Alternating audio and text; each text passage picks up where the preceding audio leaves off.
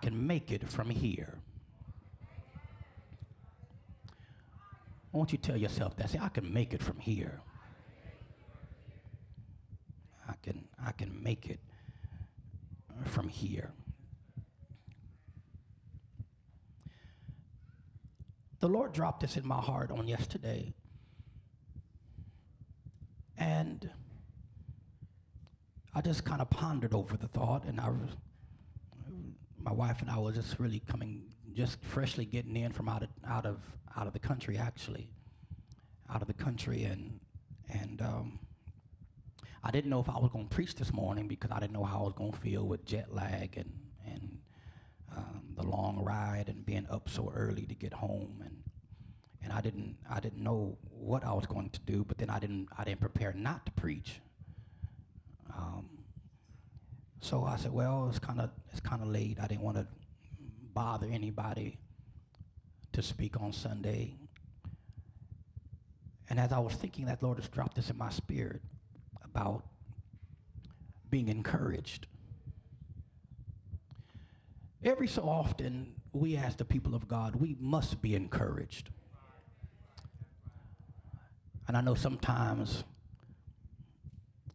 and I don't know if we do this or if it's something that's just done throughout Pentecost, but sometimes we give the false idea that once you have received the baptism of the Holy Ghost, good to see you, Karen.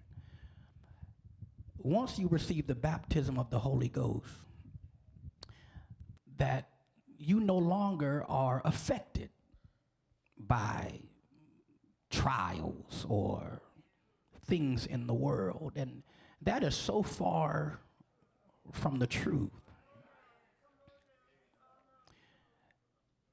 At times it feels like since I've had the Holy Ghost, since I've said yes to his will, since I've committed my life unto God,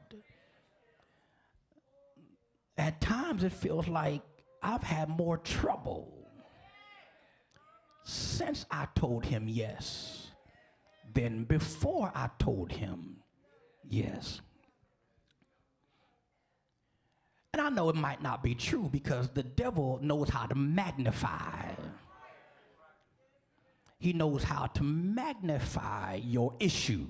He knows how to magnify your trials. He knows how to make your trials look more worse than what it really is. And then he'll whisper in your ear and say, see, I told you. You had it better on the other side. And the thing about that is sometimes we listen to the devil. I know some of y'all deep ones, I never listen to the devil. No, you listen. You heard things from him. Whether you believed it was him or not.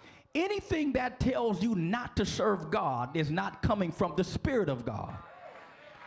Anything that encourages you to disengage from his will is not the Spirit of God. If we're going to be helped today, we're going to have to be honest. You're going to have to be honest with how you feel. You're going to have to be honest with how you got there. Then you're going to have to be honest about how you're trying to get out. The problem is not how you got there per se. The problem really comes in the form of a question. Do you want to stay there? Because we can talk all day on how you got to where you are. Somebody said this, Bishop. Somebody lied. He and they and us and we can talk all day about how you got there. But the real question is, how long do you want to stay there? Ask somebody the question. Say, how long do you want to be there?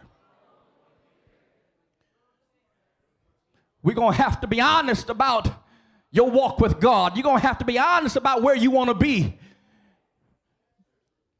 Matter of fact, I'm going to tell you this. I feel God pushing me real strong. We're going to have to be honest with where we want to be in the next 30 minutes. Okay, y'all missed that. I said in the next 30 minutes, you're going to have to make a decision. You're going to have to make a decision on whether I'm going to hold on to God or I'm going to let it go. I want the favor of God. I want the glory of God. I want the blessings of God. And if I got to humble myself in order to get what God has for me, I'm going to humble myself, because I know that if I humble myself in due time, in due season, God will raise me up. God will elevate me. God will put me in the place where I need to be. Look at somebody and say, I got 25 minutes to get my act together.